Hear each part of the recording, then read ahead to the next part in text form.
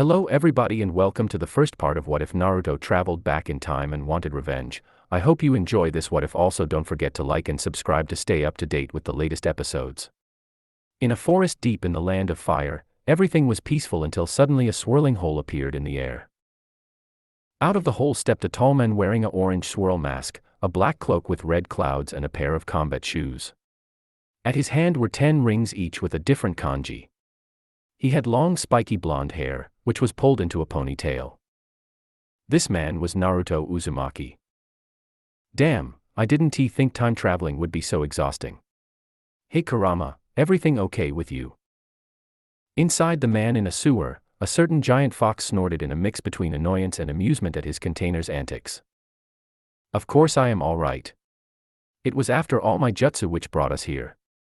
Well, that and the monkey eye you took from that friend-zoned little bitch. I still say you should have made his death more painful. Naruto raised an eyebrow. He couldn't imagine many things more painful than to have thousands of wind blades cutting him on cellular level. Then again, Kurama could take several Rasen Shuriken at once, so maybe the Biju's opinion was a bit skewed. Anyway, Naruto. We managed to land in the right time, but you must be quick or you will miss your opportunity. At this, Naruto grew pale. If he came too late it would be catastrophic. Well, let's take off then. I need to reach the valley in time. In a swirl, Naruto disappeared. He reappeared atop of a rock formation at the border of what looked like a giant scar in the land. Naruto looked frantically around before calming as he saw his new favorite scene, Hashirama Senju having stabbed Madara Uchiha through the back with his katana.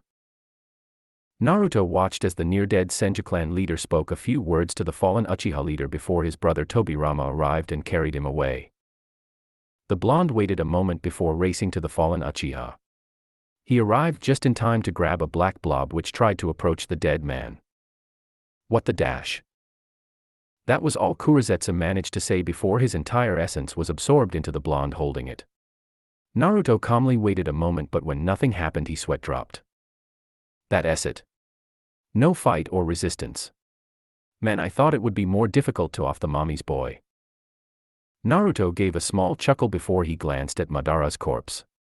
In his own timeline, the Uchiha leader had been revived by Kurizetsu long enough to use as an Aji. But here he was not so lucky. Well, better make sure. It took only a few movements before it was over. Madara's eyes were preserved in a jar and his armor and gunbai were sealed away. A quick katanjutsu burned the corpse to ash. Naruto gave a smirk. The great Uchiha leader and Kurizetsu were already removed from the board, which meant there would only be a few capable of resisting him. I think it is time to recruit the first Akatsuki members. Thankfully Kurizetsu's plans were mostly finished. Though where should I go first?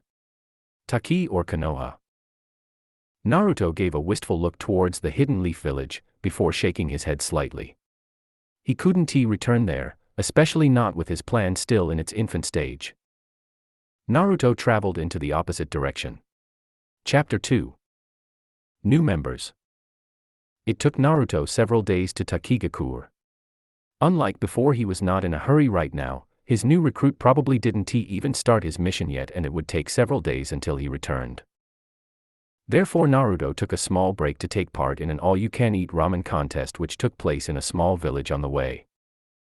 While there, Naruto listened to some of the rumors floating around town. The death of Madara had already made rounds. There was also rumors of countless villages preparing for war against Konoha now that Hashirama was heavily injured. That didn't surprise Naruto. He already knew that Hashirama would die soon in a battle against 3 of the Shodaime Kage. The 4th would fight against Tobirama and the future 2nd Kages, and 3rd Mizukage would wreak havoc among the Senju clan, killing countless of them and reducing the once mighty clan to merely 50 members.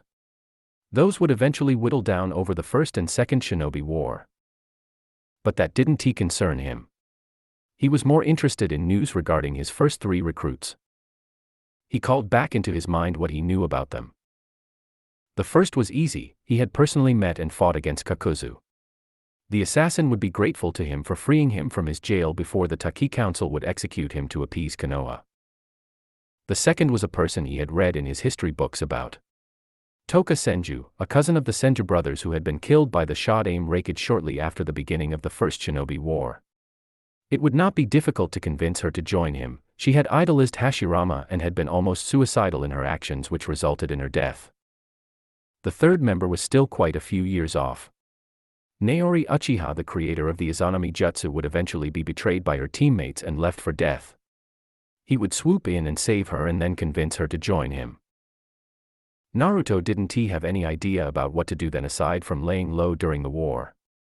Though he would need to start cultivate the Shirazetsu spores he brought with him. He had even developed a special clone jutsu to emulate Kurizetsu's looks and abilities to have the Akatsuki spy ready in action when the time came. Don't forget that we also need to collect the samples for Edo Tensei. We will need the firepower when the fourth war begins. Naruto flinched a bit at this. While he would stand to his plans, he absolutely despised the fact that he couldn't go off and kill Tobirama before he created that damned summoning scroll. The bastard had created it by using chakra samples from the Shinigami mask inside the Uzumaki shrine. What was worse, he didn't even ask Mito or the Uzumaki clan for permission to create something like that. It took Naruto 5 more days until Taki. On the way he killed off several dozen bandits and non-village ninja. After the creation of the hidden villages, there were many clans and ninja who refused to join the system, but with the daimyo and clients going to the villages, they had no choice but to join up or become bandits and killers. Most of those ninjas would be hunted down over time. But Naruto knew some survived, like that one Fuma ninja which Jiraiya defeated and eventually would become the first animal path of pain. Well, it seems I still have a bit time on my hands. Naruto looked over Taki from his vantage point in the crown of the Tree of Life. His chakra sensing ability allowed him sense everything around him. Interestingly, contrary to the Takigakure of his timeline, here the ninjas still had power. He could feel that most of the Jonin were around Asuma's level of power. Hell, even the new Jinchuriki of Komiai was already strong enough to compare to Kakashi, and the boy was only 9 at the moment. After Bunpuku, he was the second oldest Jinchuriki, given that Hashirama caught Komiai first. A commotion at the village's entrance drew his attention. Activating his Sharingan, he smiled as he saw his target arrive. Kakuzu looked quite different to his future self. He didn't have any stitches yet, and his hair was similar to Sei's brother Shin in style, though a different color, of course. He watched a bit angry how Kakuzu was beaten by his so-called comrades before the village leader spoke to him. Kakuzu angrily retorted something before being dragged off. Well, I suppose it's almost time. Kakuzu sat in his cell stewing in his anger and depression. He could still hear his former comrades laugh at his expenses, and it only fueled his anger more. He had laid his life on the line on this assassination mission to eliminate Hashirama. Hell, his entire team comprised of his best friends had been slaughtered at the hands of Tobirama and Hashirama. They sacrificed everything, and as thanks he was thrown into a dirty jail and he would soon be executed. Tell me, what would you do to escape from this place? Kakuzu looked in astonishment at the masked man who just appeared inside his cell. Before he actually thought about the question. He was not stupid, he knew an offer like this was too good to pass up. If you release me, I guarantee you my absolute loyalty, stranger. Good answer. Kakuzu watched as the man removed his chains and his shoulder. The air swirled around them before they appeared at a place he knew. Why are we in the village leader's office? The masked man looked at him, and Kakuzu was sure he was smirking. We are here to get a very special jutsu for you, my friend. Kakuzu watched as the man removed the covering of the safe hidden in the office and even destroyed the fuinjutsu placed on it. A quick lockpicking later, the man held a scroll Kakuzu heard only once about. This is the scroll for the Jiangu, correct? The man nodded before throwing the scroll to him. Kakuzu knew what to do. He opened the scroll and went through the hand seals for the kinjutsu. He almost screamed in pain as his back burst open and black threads shot out. Let's go. We still have to pay the village higher UPS a visit. Kakuzu gave a bloodthirsty smirk at this declaration. Though before he left he noticed a big chest inside the safe which he knew contained a huge amount of the village's income. Grabbing the treasure, he swiftly sealed it away before following his new leader. Naruto smiled as he and Kakuzu ripped those stupid counselors apart. The fools were so much like those Konoha villagers who tormented him in his childhood that he couldn't help it but to find pleasure in it. He watched as his new associate ripped another heart out with his tentacles. Sending a quick fireball jutsu at a bald old counselor, he looked around the room only to see that the entire Taki council and the village leader were dead at his feet. Kakuzu already moved towards him. What is the plan now? Now, we get out of here and start preparing for the recruitment of the next members. By the way, welcome to the Akatsuki. Both Kakuzu and Naruto disappeared via Kamui and would not be seen for several years. Chapter 3. Konoha Gakuren plans. It was with a loud crash that a certain Taki missing nin crashed into the wall of the Akatsuki hideout. Kakuzu groaned in pain as his boss beat him to the 6th time that day. Sure, he trained hard too, but the Uzumaki had simply inhumane stamina and he simply couldn't keep up with him. Naruto gave a small grin at his subordinate and if he was honest friend. They had spent half a year now training Kakuzu in the use of the Jiangu and he could proudly say the Taki nin was already stronger than his alternate counterpart. Hell, he could probably give Jiraiya a run for his money. Given that the Toad Sage ranked in the top 10 fighters he ever met, that was saying something. Before his death, Jiraiya could have easily defeated most S-rank nin and Kage. Only a few exceptions like Pain, Obito, Hashirama, Madara, Hiruzen in his prime and Naruto himself were stronger than the Sage. Hell, even Naruto's father would have lost against the Sage. Both his speed and the Rasengan were easily neutralized by his Hari Jizo defense jutsu. It would have taken using the Reaper Seal to defeat him, which would result in Minato's death too and therefore was not a real win. Well, you can take a break, Kakuzu. I have something to do now, so we will meet later today to talk about your progress in mixing chakra natures. Kakuzu merely winked him off before heading to his room. Naruto looked annoyed before starting to meditate. He needed to try to decipher the timeline as best as possible for his plans to work. Right now he was exactly 50 years in the past. Some people had said Konoha were 100 years old in his time, but they were wrong. It was actually Hashirama who had been born 100 years before. The man had spent 30 years fighting in the clan wars before building Konoha, which had taken roughly 10 years, not only to build it but also to convince the different clans and shinobi to join the village. At the end of this time, Tobirama had started training Hiruzen Sarutobi and his teammates. Madara left the village after Hashirama's announcement to Hokage, then falling off the grid for 7 years while Hashirama captured the Biju to distribute them among the villages. At the end of those years, Madara would attack with the Kyubi. He knew most of this from Tsunade. The woman was only 4 years old when her grandfather Hashirama went off to fight Madara and had a prime seat to the slow eradication of the Senju. 2 years from now the young Hiruzen would start training the 3 Sannin, though the first war would be over before their training would be complete. It had actually been the shortest of the 3 wars, only lasting 2 years in all, and would end after Tobirama killed of both the Shodaime Mizukage and Tsuchikage. The Shodaime Kazekage would later be killed in a rampage of the Ichibi when Bunpuku died of old age, and the Shodaime Reikage would hold the seat until the Nidaime along with the Gold-Silver brothers killed him. Naruto's attention shifted as a plant-like appendage slowly rose from the ground. As it split open he could see his newly created 2-colored Zetsu. Yo, boss. We found her and she has agreed to join the group. It was not easy either, she was quite distrusting about our offer. Naruto gave a smirk at Zetsu's news. That particular person was someone where he didn't have a slightest idea where she could have been. Which was the reason he sent Zetsu to recruit her.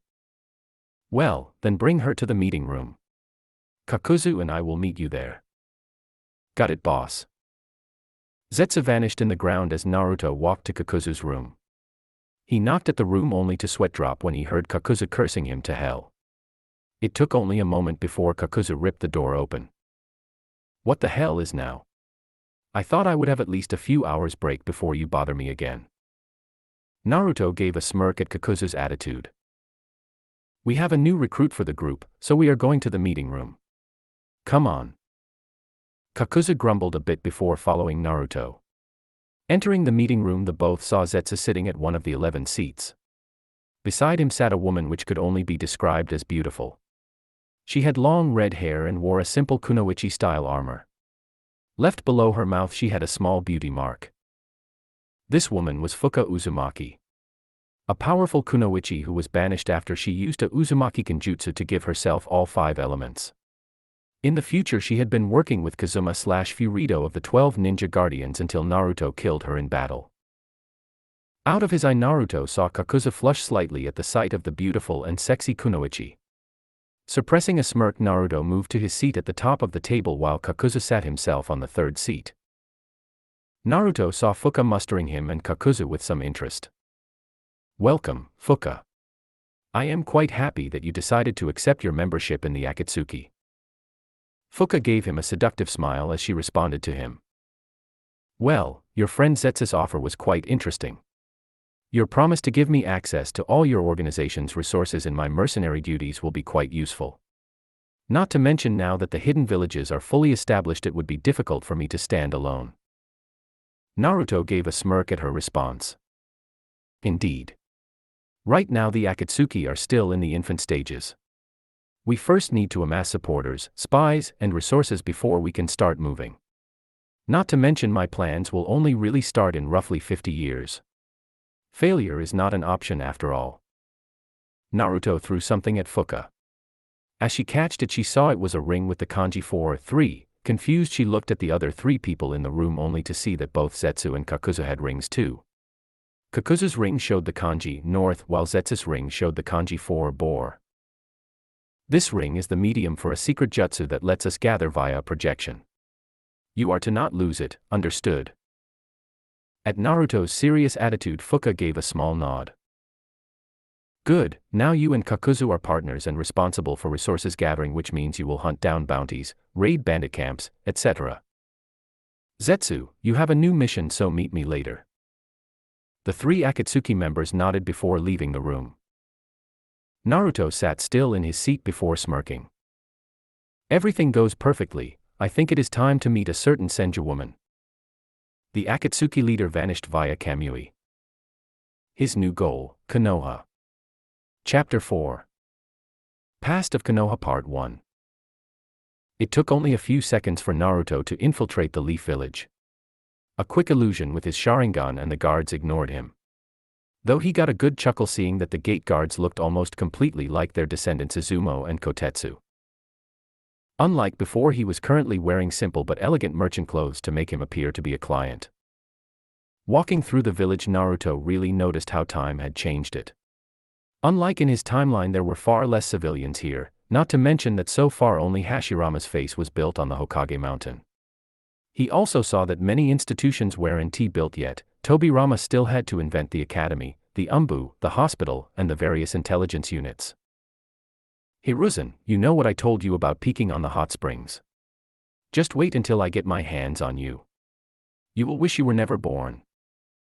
Naruto was forced to move out of the way as a young Hiruzen Sarutobi nearly ran him over. Following him was a person which Naruto almost suspected to be Biwako Sarutobi, Hiruzen's future wife and Naruto's own midwife who helped birth him. Damn, no wonder Jiraiya became a pervert. The old man must have been his inspiration. Naruto could only shake his head at that. Though he quickly noticed a young man approach him. "Are you all right, sir? I am sorry for Hiruzen's shameful behavior and hope he didn't bother you." Naruto looked at the young man and thought if he knew him. As he saw the boy's X scar on the chin, Naruto almost got a stroke. Standing before him was none other than a young Danzo Shimura. "No worries, my boy.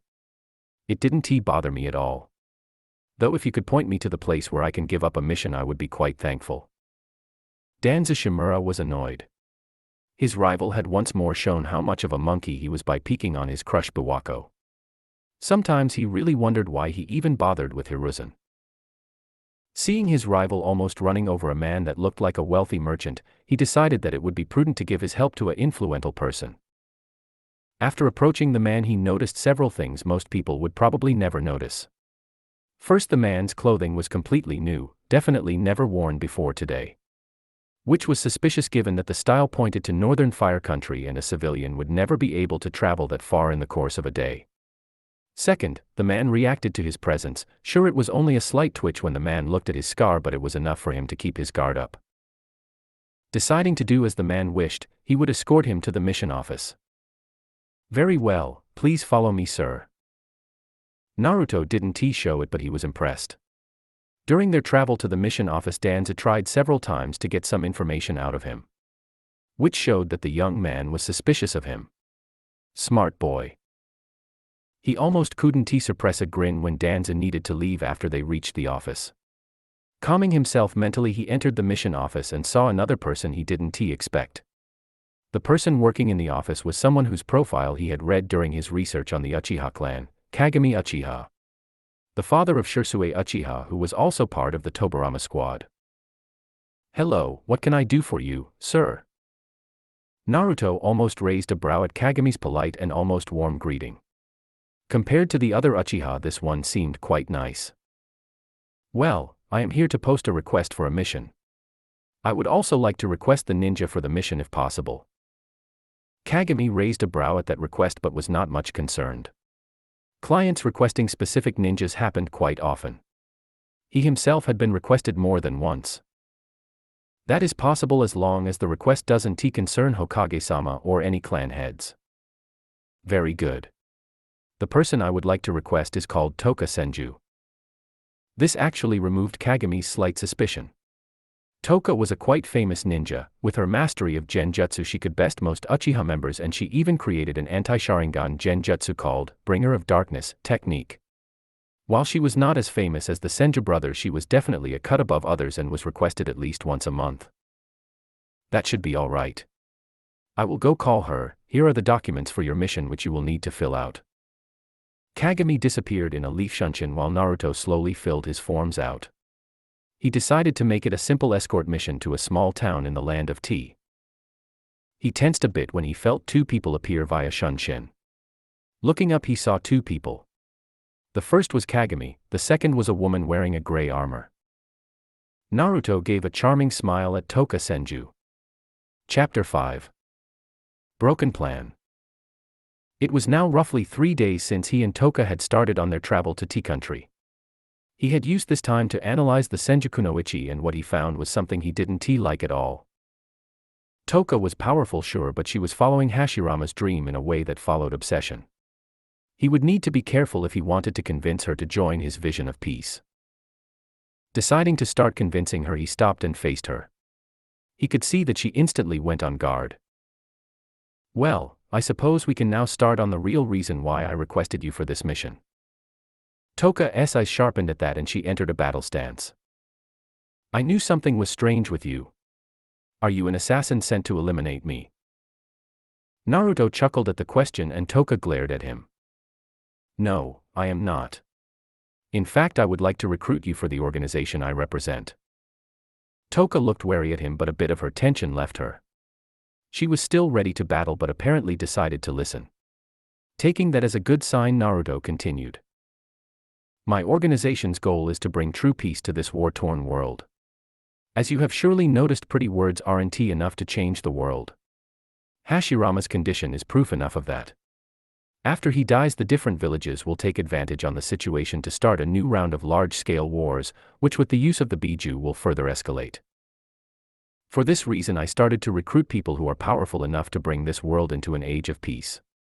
You, Toka, are one of the people I want to recruit into my group. What do you say?" While Naruto talked, he could see that Toka was considering what he was seeing and seemed to see some merit to his plans. "I admit, you are quite correct in what you are saying regarding the current situation of the world. Not to mention, given how the villages are reacting to Hashirama's injuries, it is quite likely that war is soon breaking out, which will utterly ruin the peace my cousin is fighting for." Naruto allowed a grin to form. "Does that mean you will join?" Toka seemed to struggle with herself for a moment before calming and stepping in his direction. Naruto, feeling secure that Toka had decided to join him, let his guard down slightly. Something which cost him when Toka suddenly drew her katana and slashed him diagonally over his chest. Jumping backwards, Naruto, in instinct, he was confused at first when he felt a stabbing pain. Looking down on his chest area, he saw a long wound going from his left shoulder to his right hip. The wound was not deep and even healed already slowly, but Naruto was still angered at himself for letting his guard down to this extent.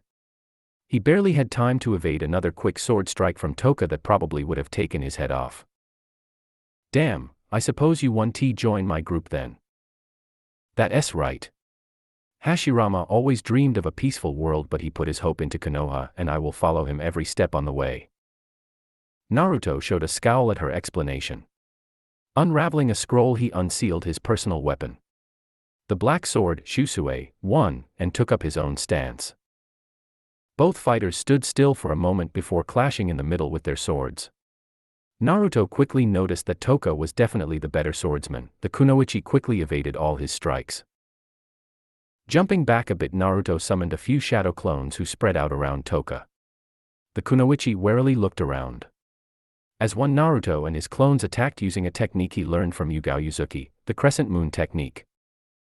Toka though proved her power as she easily dispatched the clones, but Naruto used this to his advantage as he attacked her only to see Toka suddenly dissolve into feathers. Looking around, Naruto couldn't see her anywhere when he was suddenly tied to a tree. Seeing the cherry blossoms around him, Naruto knew now that he was in a genjutsu. Cursing, he quickly morphed his right eye into his Manjiku Sharingan and used Kamui just in time for a sword to pass through where his heart would have been. Looking Toka in the eyes, he could see she was shocked at seeing his Sharingan. Using the moment, Naruto quickly stabbed his katana into Toka's shoulder. The woman gritted her teeth and jumped away from him. Naruto was just about to follow up with his attacks when he suddenly felt several chakra signatures quickly close in on them.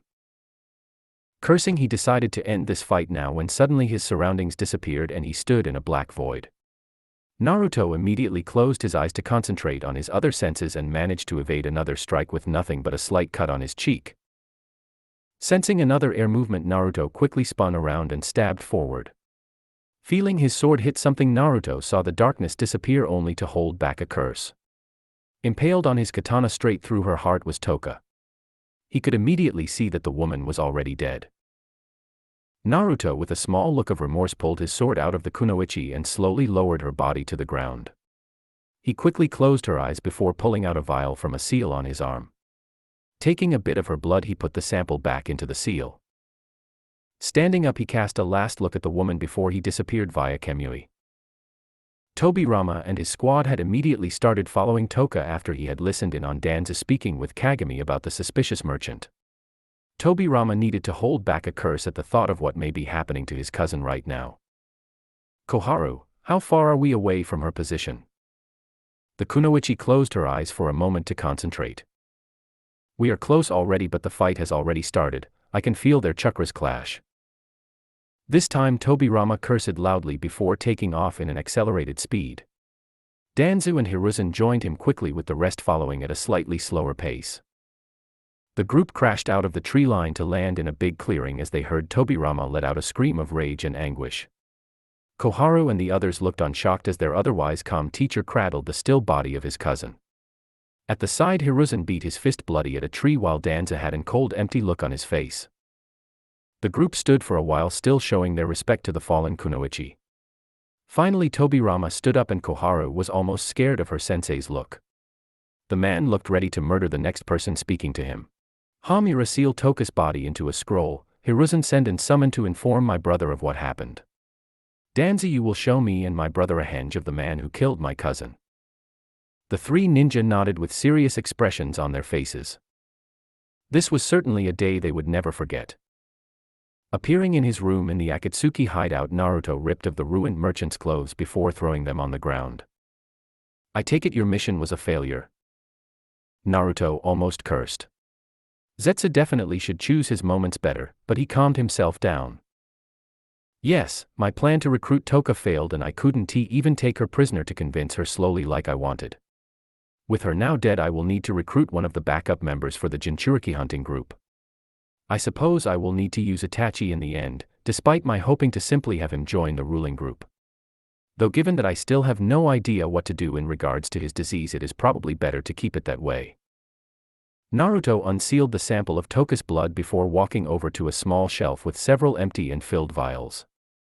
Placing Toka's among them, he looked them through. So far he had samples of Hashirama, Toka, Kakuzu, Fuka, several Shadame Kage and even Ashina Uzumaki. He got the sample from the battlefield where Hashirama and Ashina fought some beast and the old Uzumaki lost several hairs that day which he could collect. Concentrating on his broken plans for Toka, he decided to wait until the next member would be recruited. He had a minor setback, but the Akatsuki would continue forward. Chapter 6. First Shinobi War. Naruto sat on top of the newly finished head of Hashirama on the Hokage mountain as he looked on the village below him. It was 1.5 years since he was last here. After Toku's death, Konoha had placed him into their bingo book and even placed an international bounty on his head. Of course, given that Naruto had red hair and no whiskers during his first time in Konoha, there was only a small chance of anyone recognizing him. But right now it didn't matter anyway. The first Great Shinobi War was already in full swing, and with Hashirama's death, Konoha's morale was low. Still, Tobirama brutally pushed back the invaders. His newly created Umbu assassins killed enemy commanders in the dozen, and Tobirama had already killed the shot-aimed Tsuchikage. He also horrified his enemies by sending his new Edo Tensei warriors out to wreak havoc among the enemy armies. Naruto found it both amusing and concerning at seeing Tobirama at work. The man could be a major threat later on. Still, Naruto had different plans right now. The Izanagi unit would soon set out on their last mission, and Simultan Tobirama would kill the shot-aim Mizukage, which would give him the opportunity to bring another of his plans forward. "What are you doing here?" Naruto tensed at the voice behind him. Turning around, he instantly recognized the person, Mito Uzumaki, the Kyubi Jinchuriki. Seeing her calm demeanor, he calmed down slightly. "I am thinking about peace and war. It is sad to see humanity behave like savages over things that don't matter in the slightest. Something must be done to change this situation, but it will be difficult." Mito had a sad smile on her face. The young man before her reminded her quite a bit of her dead Suban, though he seemed a bit more realistic in his worldview.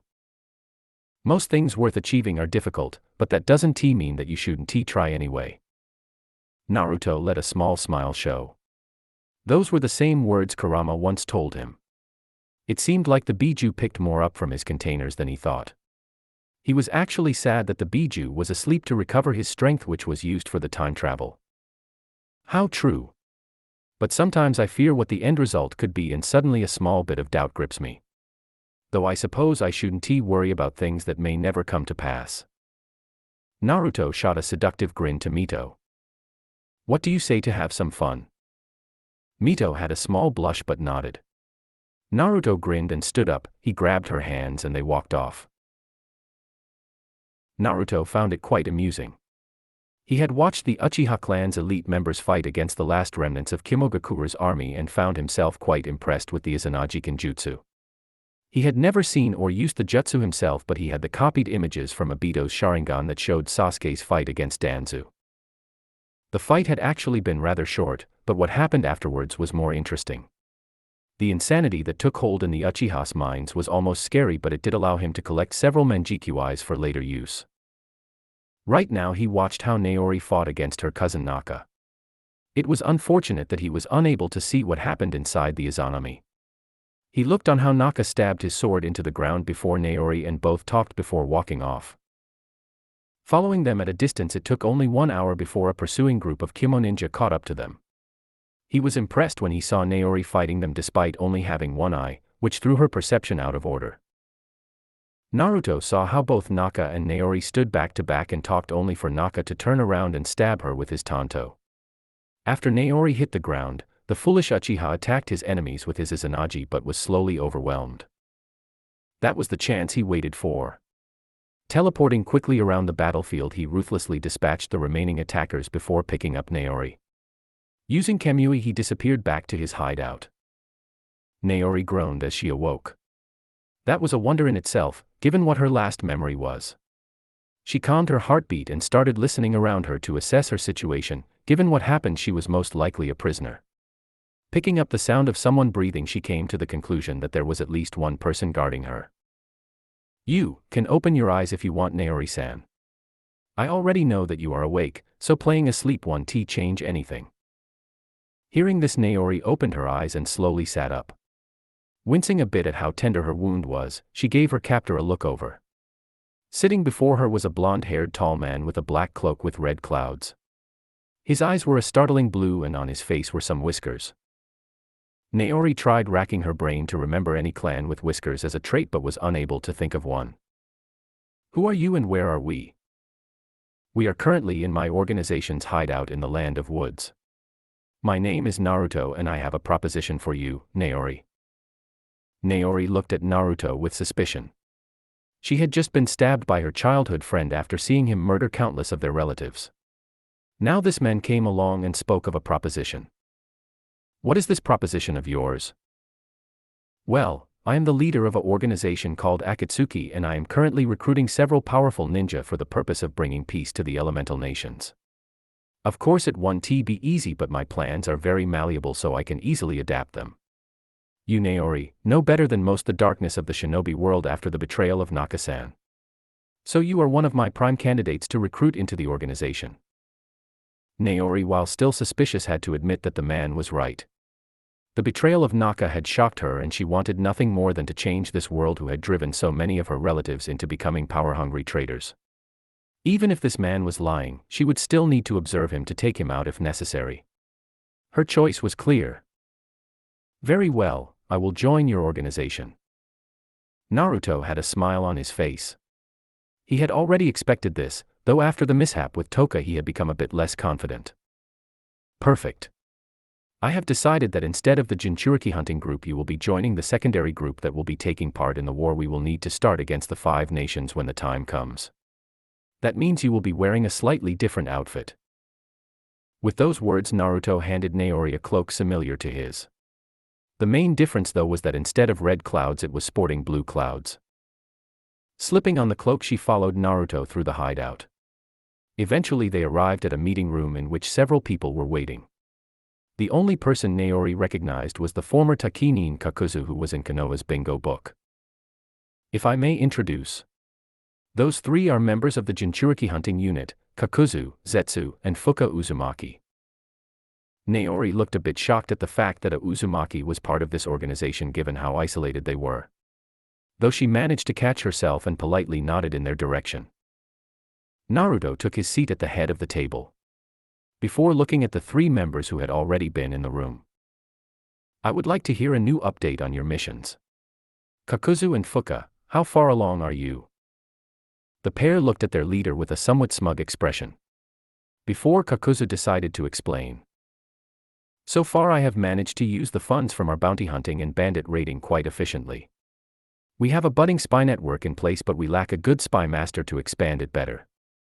We also managed to find information on this young boy you wanted us to find.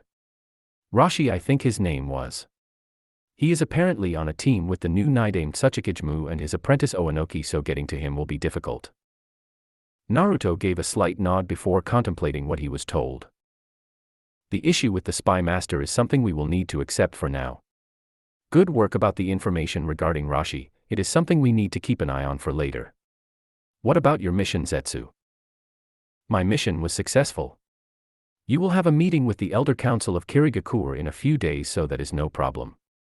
I also managed to get the sample you wanted for later. Naruto nodded slightly. He was thankful Zetsu didn't say what sample he collected. Naruto had sent him on a mission to raid the Uchiha cemetery for a DNA sample from Izuna Uchiha, and telling Naori about that would not be smart right now.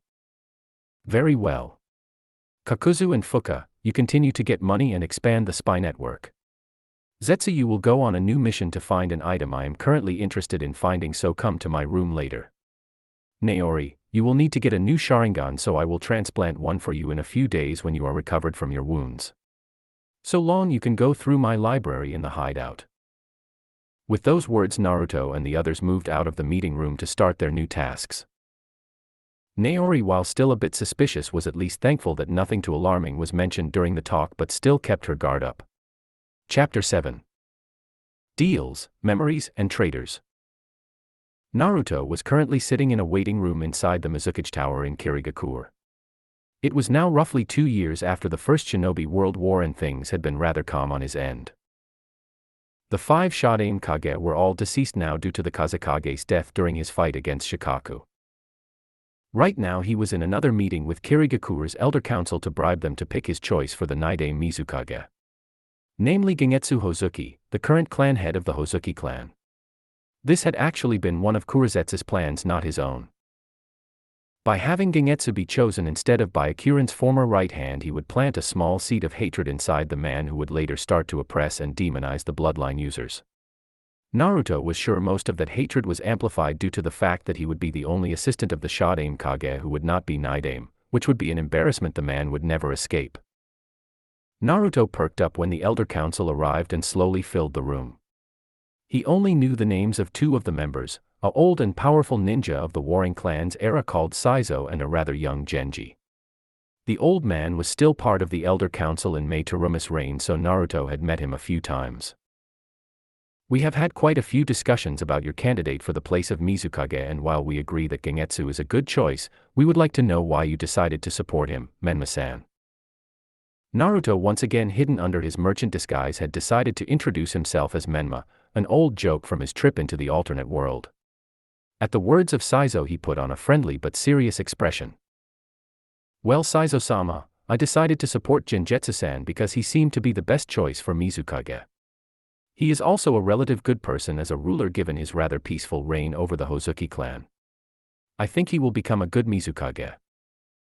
At Naruto's words, most of the council nodded in agreement. The only exception was Genji, who, while not opposing his words, still looked at him with suspicion. Saizo merely gave a small nod to accept his words before he turned to his fellow counselors. "Very well, then I hereby announce Gengetsu Hozuki as the new Nidaime Mizukage. The meeting is over." With this, the counselors left the room, but not before both Saizo and Genji gave Naruto a searching look. Naruto, though, waited until he had left Kirigakure before he let out a small chuckle and teleported away. As Naruto arrived in the Kamui dimension, he sat himself down on the platform to meditate. While doing this, he recalled the events that led to him traveling back in time. It had all started after he and his team sealed away Kaguya. He and Sasuke fought each other, and it was only thanks to Naruto's skills that he defeated the Uchiha. Afterwards, Sasuke had rejoined Konoha but started traveling around until the incident with Tonari Otsutsuki, making a mental note to off the bastard later. Then nothing had happened until that debacle with Shin Uchiha and his clones. It was then that he started to suspect that something was going on. But it was only after the whole incident with those Otsutsuki brothers and his son Boruto that everything started going down. Apparently Sasuke had, while he did his duty as Hokage, traveled around and recruited an army. A new army of Shirazetsu, Team Taka, Orochimaru, Kabuto, Shin's clones, along with countless small-time criminals like Mizuki, Amachi, or the Demon Brothers. The most grave insult had been that he somehow converted Boruto into his spy. The resulting war was a bloodbath. Countless of Naruto's friends had fought in it and fallen. The only remaining ones he had currently sealed in stasis scrolls here in the Kamui dimension. Those being Sarada Uchiha, Himawari Uzumaki, and Mirai Sarutobi. When the war was over, Naruto started to work on the time travel jutsu with Kurama, but that caused another confrontation between him against Hagoromo and Azura. The chakra ghosts tried to prevent his time travel, first with words then with violence. Naruto had been outgunned until he used the same chakra tug ability he first used against Kurama to literally drain Azura's chakra and life. With the new power, he managed to defeat Hagoromo and was for the first time in his life his own person. As it turned out from a few scattered memories of Azura, Hagoromo along with his sons merely staged their deaths in the succession fight. They removed themselves from their bodies, and then Hagoromo would, using his connection to the chakra inside all humans, slowly manipulate people to shape the history. He also placed Indra's and Azura's ghosts inside new hosts so they could manipulate his descendants further. This continued until Naruto destroyed the spirits, something he would need to repeat in this timeline. He was quite pissed that his actions had been nothing more than the manipulations of both Kaguya and Hagoromo. It turned out that Kurizetsu was the only being not connected to Hagoromo's chakra. The reason was simple. To use chakra, a child would be injected by his teacher with a small bit of the teacher's chakra to open their pathways. This continued backwards in history until it reached Hagoromo, who had implanted his chakra in his followers to spread ninshu. Kurizetsu, on the other hand, was directly connected to Kaguya, and the goddess would never dirty herself by connecting to humans the way Hagoromo had. With Kurizetsu dead, Kaguya was out of the game unless someone was stupid enough to actually free the bitch. Naruto's master plan had several goals, but his main goal was to utterly remove the Otsutsuki clan from existence. He already had quietly removed Hagoromo's connection to all the Akatsuki members to prevent his presence from leaking out to the fake god. He also planned to eliminate Sasuke and his parasite Indra as soon as he could. Both were an annoyance that he would need to deal with. though he would need to wait until Itachi was dead with killing him. Naruto was still pissed off that Azura manipulated him into a creepy fanboy of the Uchiha. Naruto gave a somewhat creepy chuckle while daydreaming about his enemy's demise. So, do we have an agreement? Kakuzu was looking calmly at the two people he was currently meeting inside a cave in Lightning Country. Standing in front of him were the famous Gold and Silver brothers, Ginkaku and Kinkaku. Yeah, when the Nidaime Hokage comes to negotiate with the Raikage, we assassinate him, and in exchange we are promised places inside your organization for your revolution. Kinkaku and Ginkaku grinned sadistically at Ginkaku's words. Kakuzu was forced to suppress an eye roll. Those brothers were powerful, but his leader had already told him that they would likely die in their mission, and therefore he was not to tell them anything too important. That is correct. Just make sure that the peace treaty never takes place, and then you will join Akatsuki. Though just in case you die, we would like some blood samples. We plan to acquire Tobirama's Edo Tensei down the road and will summon you then during the war. The brothers both grinned at the mention of a war and didn't hesitate in cutting themselves with kunai before filling the vials Kakuzu gave them with blood. Kakuzu merely pocketed the vials before slowly leaving the cave. He quickly traveled to the nearest town where he met his partner Fuka. Seeing her smile seductively, he again thanked his lucky stars. He and the Uzumaki Kunoichi were in a steady relationship for almost 2 years now. He still needed to suppress a grin from that one memory when Naruto walked in on them getting it on and almost getting a stroke. While not the way he wanted to introduce his friend to his relationship, it still was the most amusing way. Kakuzu would always be thankful to his blonde-haired leader for his deeds. The man freed him, helped him get revenge, and accidentally introduced him to the love of his life. For Naruto, he would go through hell and back to repay him.